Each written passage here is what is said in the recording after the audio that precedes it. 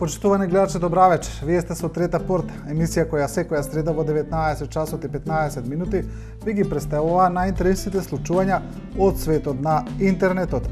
Во оваа емисија имаме подготвено повеќе материјали посветени на реизборот на Зоран Заев за председател на опозицијската СДСМ, како на инаугурацијата на председателот Ѓорѓе Иванов, реакции и коментари на овие случувања, анализи посветени на политичките случувања. Почнуваме со реакции за изборот на Зоран Заев. Ќе почнеме со еден Facebook статус напишан од поранешниот пратеник на СДСМ Јани Макрадули на неговиот Facebook профил. Инаку, како за објаснување на јавноста, Макрадули е еден од оние кои не криеше дека не се согласува со политиките на Зоран Заев. И сега по неговиот реизбор тој пишува вака: Посакувам сите оние што претходната недела ми упатуваа навреди, омаловажување и закани со зборови недостоинствени за 21. век, со или без знаење на некој, од денес да напишат барем некој пост против ДПМН и Грујо. Јас на 49 години не планирам да се менувам. Ке продолжам да се борам за правдата, вистината и слободата, за победата на квалитетот, вистинските вредности и почитување на вложеното во минатото, како во партијата, така и во државата. Никогаш не сум тактизирал, сум зборувал искрено од срце, мразам лаги и лицемерие. Бидејќи се работи за еден подолг пост, подолу Макрадули кажува и дека ќе покаже дека тој е борец и вон парламентот, а не само во него. Продолжуваме со колумна на Сотир Костов, објавена во вестникот Дневник, вели повторно дворски игри за престолот и тронот на СДСМ, и мислам дека насловот е јасен. Тука се мисли на обраќањето на поранешниот председател Бранко Црвенковски до јавноста, во кое тој искажа дека не го поддржува Зоран Заев за председател на СДСМ, и од тука Костов и ја црпи својата теза. Еве дел од неговата поента. На крајот во стилот, јас не сум од тука и не знам за што станува збор тука и не сум заинтересиран, камоли неговото име понатаму да се спомнува во овој контекст. Тука се мисли и на реакцијата на председателскиот кандидат Стево Пендаровски. На тој начин тој всушност го затвори третиот крак на Бермудскиот триаголник на СДСМ. И сега јас се прашувам, каква е оваа ситуација? За исти работи Бранко кажува едно, Заев друго, го негира кажаното од Бранко, а Пендаровски пее песна поинаква и спротивна и од едниот и од другиот. Сите тројца сакајки или не сакајки, свесно или несвесно, во стилот на вешти еристичари, се најдоа во една чудна атмосфера на Алиса во земјата на чудата. Тука Костов реагира на кажаното од прво Црвенковски, па Заев и реакцијата на Пендаровски, тоа е познато во јавноста. Една реакција која многу мина аналитичари ја оценија како прилично несмасна. И еве дел од коментарите. Еве еден читател кој вели: Мислам дека Заев со еден куршум ги погоди и се ослободи од Црвенковски и Пендаровски. Првиот го испрати во пензија, а вториот го остави на дистанца, доволно голема, така да не може да ги загрозува него и Шекеринска. Тоа е едно мислење различно од тоа на Костов. Друг читател вели вака: Денес исходот од борбата за тронот е позната, победа за Заев, невиден пораз, рамен на дебакл за Црвенковски и дисциплинирање и оддалечување на Пендаровски од СДСМ. Инаку како ќе се шепурат Шекеринска и Заев? Тоа е друг коментар во иста линија на првиот на текстот дворски игри и борби за тронот на СДСМ. Тоа беше колумната на Сотир Костов, а сега продолжуваме со текст на Александар Чомовски, објавен во Inbox 7, кој исто така се однесува на одржаниот конгрес на СДСМ. И тука Чомовски вели вака: Изборна берза, победа на поразот.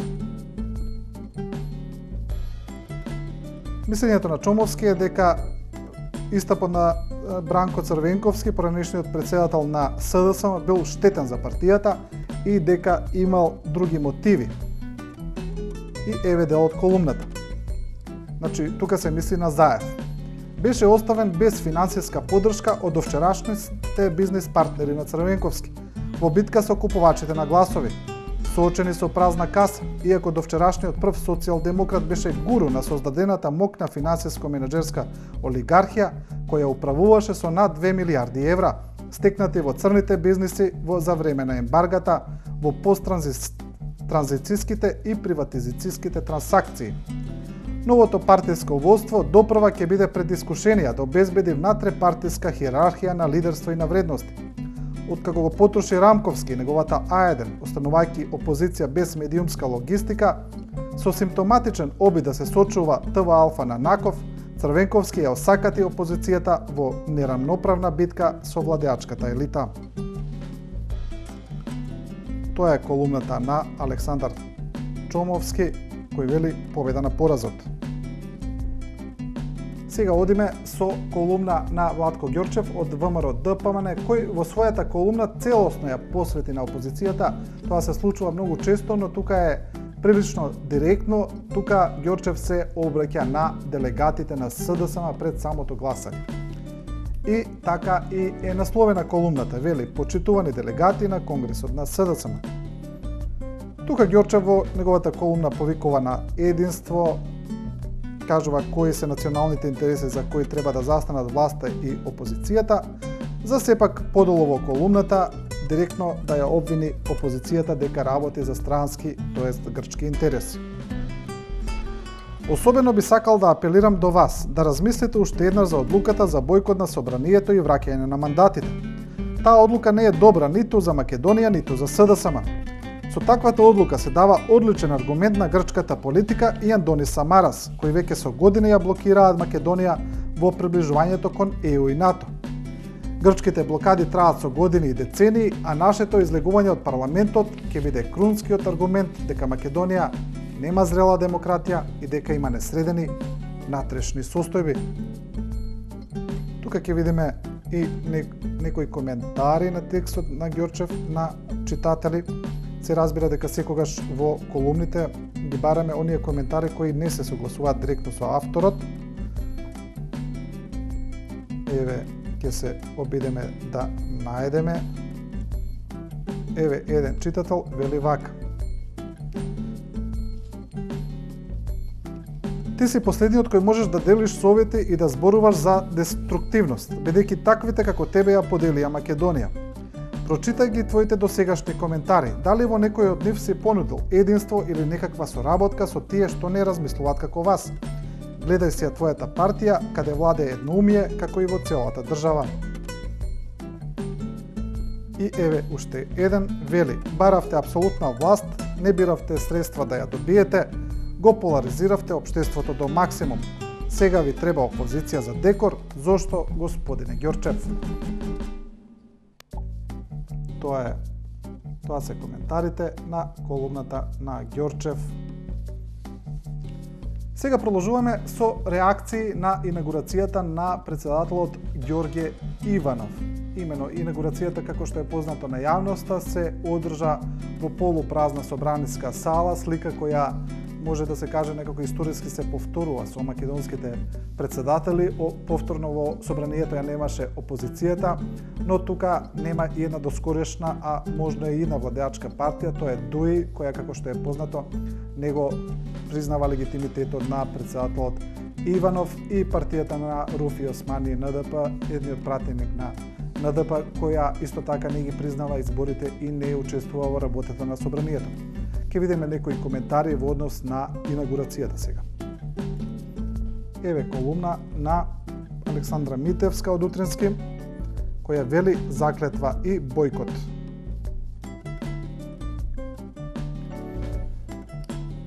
Еве една поента ќе прочитаме, која може слободно да се каже дека ја одразува целата колумна. За разлика од пред 5 години, Иванов влегува во вториот мандат без притисок за балансирање и тактизирање со цел задржување на функцијата. Ако се земе предвид дека Уставот не дозволува трета кандидатура во низа, во наредниот период ќе се види дали тоа ќе придонесе и за зајакнување на неговиот интегритет, како носител на формално највисоката функција во државата. или пак ќе проложи неговото речиси целосно идентификување со политиките на ВМРО-ДПМН, како што беше во изминатите 5 години, што се преслика и во неодамнешната изборна кампања.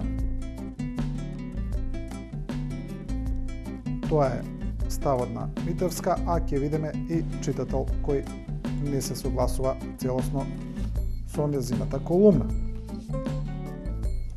Има некои кои прилично кои се согласуваат, еве еден кој не. Во овој случај имаме бојкот и бојкот. Бојкотот на СДСМ има мала специфична тежина, оти бојкотот е замена за двојните изборни порази, тоест алиби за неисполнетите соништа за освојување на власт. Бојкотот на ДУИ е сосема поинаков, по мене лицемерен. Оти се бојкотува кандидат од носител на власта, а тие сакаат по секоја цена да бидат дел од таа власт. Тој е мислење на читател на колумната на Митевска заклетва и бојкот. Продолжуваме со анализа на порталот Нова ТВ на изборот на председателот Иванов. Тука имаме аналитичари кои коментираат, а самата анализа е насловена со наслов "Пировата победа на Иванов". Тука може да се види поентата што сака да се пренесе. И еве ќе видиме коментар на аналитичарот Арсим Зеколи. Коментарот е малку подолг, но прилично исцрпен и таргетира два аспекта, затоа ќе го прочитаме цел. Судејќи според церемонијата, може да се каже дека денешното утро јасно укажува какви ќе бидат председателските денови на господинот Иванов во неговиот втор мандат. Доколку во првиот мандат повеќе или помалку беше присилен да се однесува како последен меѓу првите, денешната сцена од собранието навестува дека во вториот мандат ќе биде прв меѓу последните. Пиров победник за церемонијална фигура без политички гравитас, кој е сосема префрлен од председателската палата во тесниот кабинет на премиерот. Што се однесува на домашната сцена, мислам дека после дебаклот на ДУИ во преговорите или лицемерното заскривање зад формулата легален, но не легитимен, во деновиве пред нас и ВМРО-ДПМН и председателот Иванов ќе мораат да повлечат еден од подеднако два ризични потега. Доколку Иванов го довери мандатот и прифати влада, чиј состав ќе ги вклучи оние кои не му ја признаваат легитимноста, тоа ќе биде подеднакво срамно лицемерно како за него лично, така и за патриотскиот имидж на премиерот Груевски во ВМРО-ДПМН. Доколку пак по некој чудо одбие, тоа ќе биде мал плюс за него, но голем предизвик за ВМРО-ДПМН и дуи и ескалација на политичката криза. Тоа е ставот на аналитичарот Арсим Зеколи. Во изминатата недела имаше една реакција од ДУИ, од партијата која спомнуваме сега во изминатите колумни, а таа се однесува на анализи на ставови на одредени новинари. Тука се спомнати Бранко Геровски, Ацо Кабранов и партијата на не директно, не преку официјално, туку на Facebook профил објави дека тие новинари, дека тие аналитичари зборуваат против албанскиот народ со тоа што ја критикуваат ДУИ како ги води преговорите за владата. Сега ќе видиме една колумна на Бранко Геровски која зборува токму за тоа и од тука може да се види зошто сега реагира ДУИ. Геровски вели: множење со нула.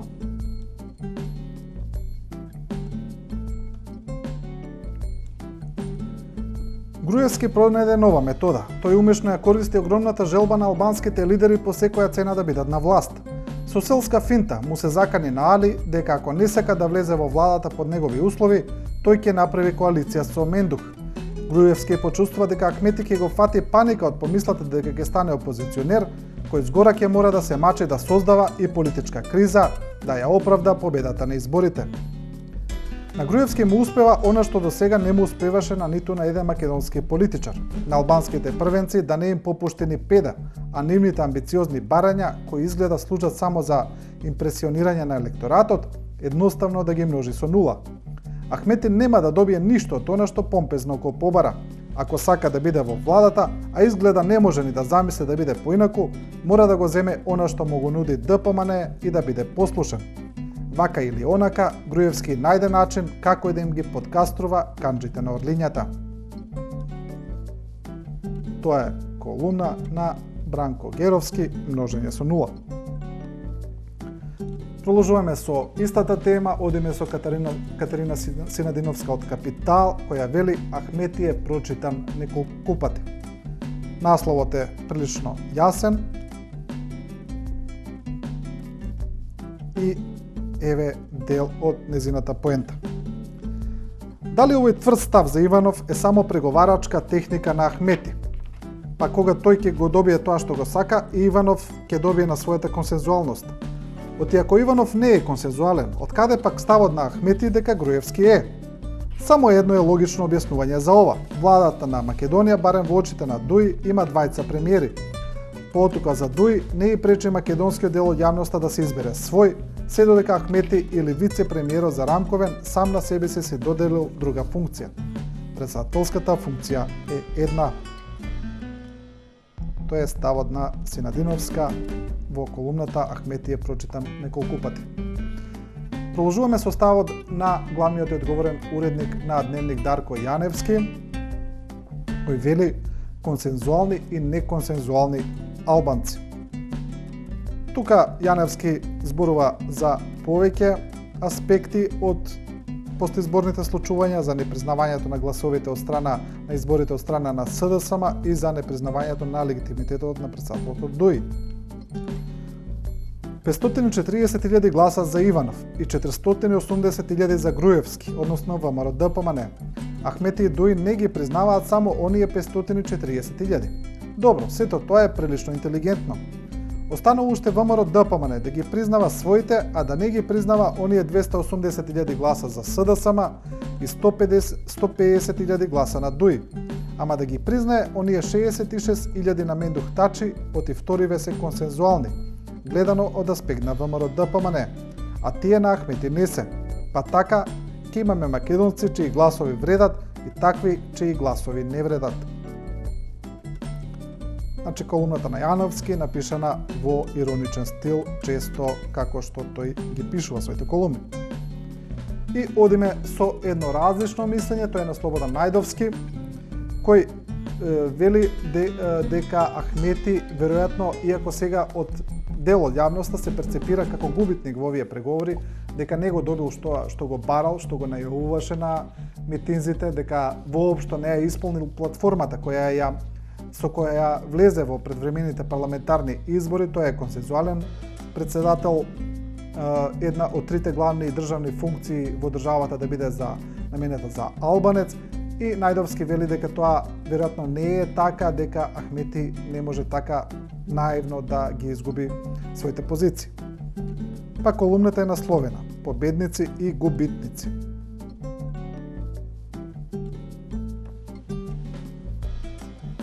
Еве го неговиот став.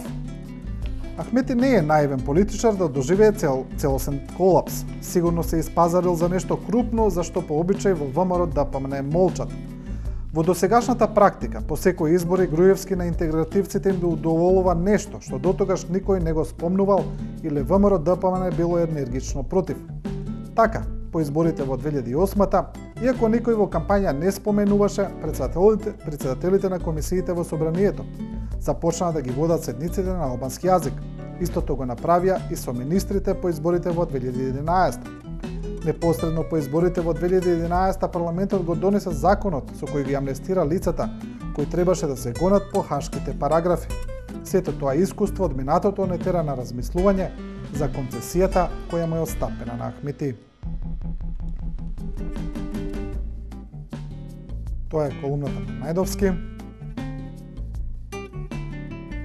Победници и губитници. Емисијата сега ќе ја продолжиме со одговорот на професорката Гордана Силјановска на Facebook статус напишан од друга професорка, од Мирјана Најчевска, која се однесува на став на Силјановска за однесувањето на опозицијата. Сега Силјановска вели дека таа воопшто немала таков став, дека Најчевска се извадила своја интерпретација, но сепак има прилично исцрпен одговор.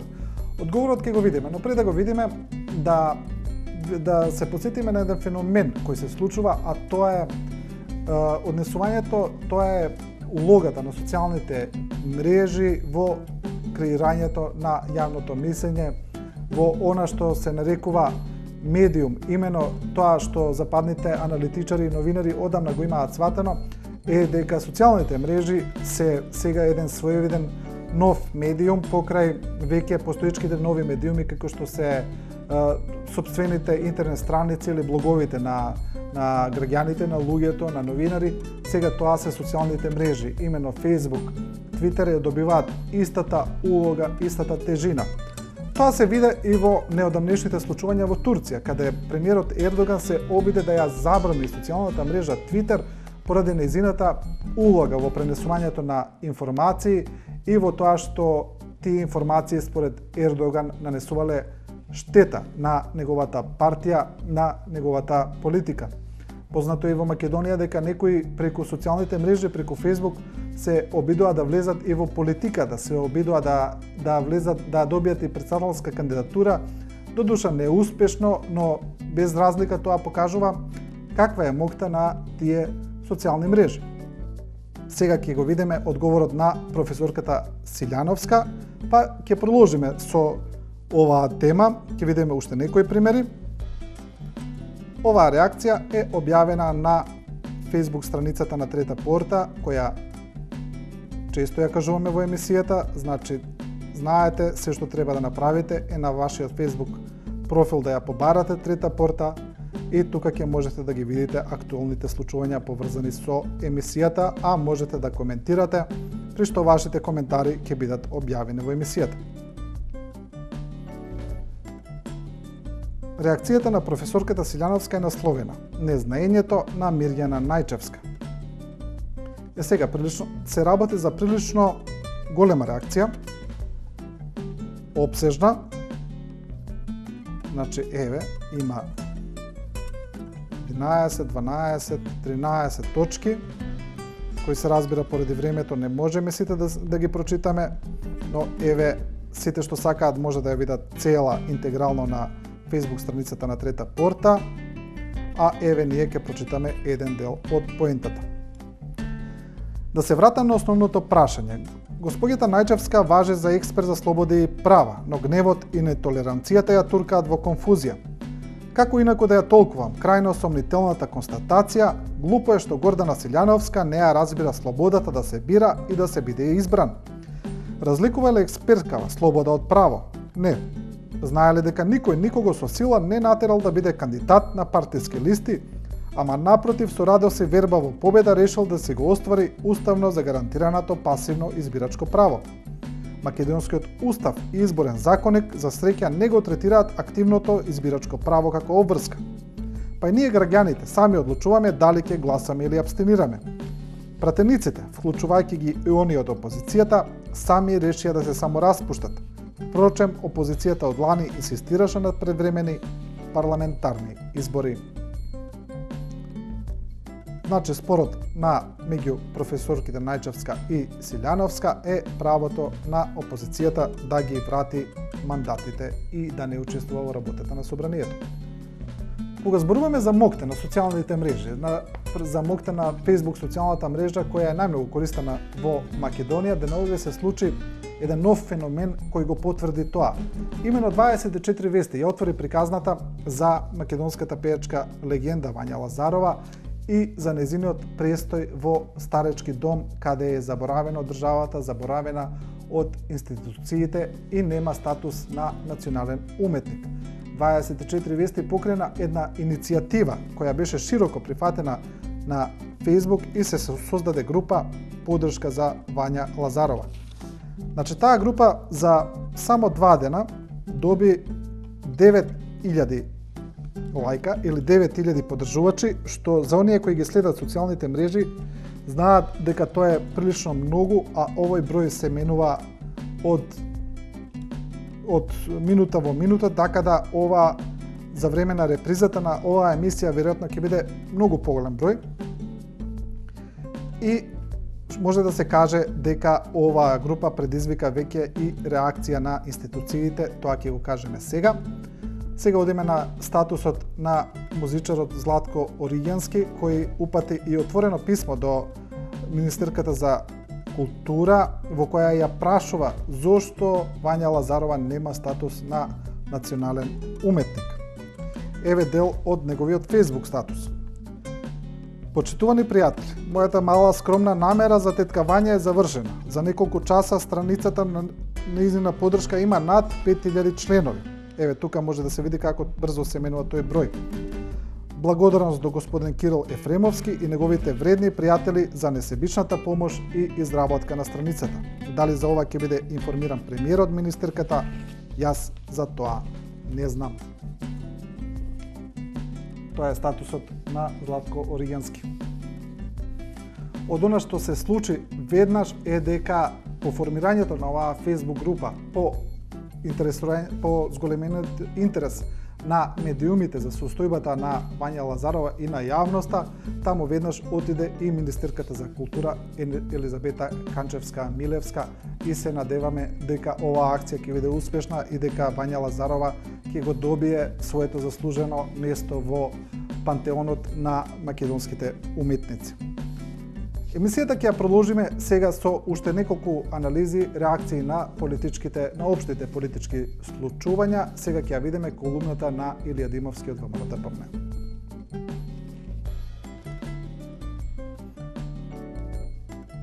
И оваа колумна на Илија Димовски е насочена кон СДСМ, вели отпор не се креира во канцеларии и тука Димовски објаснува зошто не успеал отпорот на СДСМ. За подсетување, оваа партија не е формирана во и како опозиција, туку е формирана како власт. Оваа партија не знае како да се почне од нула, да се гради доверба, да се гради структура од човек на човек. Да се гради политика која обединува различни категории граѓани, да се градат мостови и да се создава партија. СДСМ е наследство од минатиот систем, која по инерција функционира до денес. Таа партија е создадена да биде на власт, тие луѓе во раководството на СДСМ, врз база на своето и на искуството на претходниците, се уште мисла дека им припаѓа правото да владеат и да одлучуваат. Тоа е колумната на Илија Димовски, отпор не се креира со канцеларии. Сега одиме со колумна на Драган Павловиќ Латас, која е насловена Неофашизам, збори за неофашистички тенденции во цела Европа, а има и еден прилично интересен дел посветен на Македонија. Јас не знам кој ќе се најде во овој коментар на Латас, па ќе оставам да остане да биде слободно интерпретиран од јавноста и од оние кои мислат дека им е наменет. Никогаш не сум сакал да чујам, а сум чул од мои колеги дека сите кои мислат поинаку се предавници на Македонија. Не баре тие се кардиналите на Евангелието, а сите други се неписмени, неверници, кои треба да се покрстат или уништат. Без оглед дали авторите на таквите ставови се мои пријатели или душмани, не се согласувам со тоа. Никој, ниту партија, ниту новинар, ни граѓанин, ни свештеник, нема тапија да кажува што е национален интерес, при што себе си доделува улога на заштитник на нацијата и државата, а сите други улога на предавник кој треба да се изолира и елиминира. Тоа е ставот на Драган Павловиќ Латас, кажа прилично интересен. И сега ќе завршиме со една колумна, со една анализа, потручно кажано, објавена во белградскиот, во српскиот неделник Време, а се однесува на Македонија, на победата на ВМРО-ДПМНЕ на предвремените парламентарни избори и тука се анализира ликот на премиерот Никола Груевски. Евеа колумната, вели грогирана полудемократија. Ставот, насловот е прилично јасен и еве го оригиналниот текст, а ние ќе го прочитаме преводот. Иако не е вешт говорник и поради тоа избегнува соочување со политичките противници на телевизија, иако не поседува некоја посебна харизма, иако бедата во Македонија е се поголема, премиерот Никола Груевски веќе 8 години суверено владее со Македонија. Отпорен е на обвиненијата на опозицијата дека манипулира со трагикомичниот гласачки список, дека неговата ВМРО ДПМН ја злоупотребува државната администрација и буџетските средства, дека купува гласови и контролира медиуми, дека проектира слика на надворешни и внатрешни непријатели, дека создава нов национален идентитет, дека има корупција, Груевски станува своевиден регионален феномен. Ете ја. Анализата грогирана полудемократија, вели Белградско време. И, почитувани гледачи, ова е последна колумна во оваа емисија. Трета порта следете ја секоја среда во 19 часот и 15 минути. Не заборавајте на Facebook страницата на Трета порта, таму можете и да коментирате. Реприза гледате во четврток во 14 часот и 30 минути. Сега останете со програмата на 24 вести и не заборавајте дека Трета порта не ви кажува како да размислувате, туку ви ја прикажува големата слика.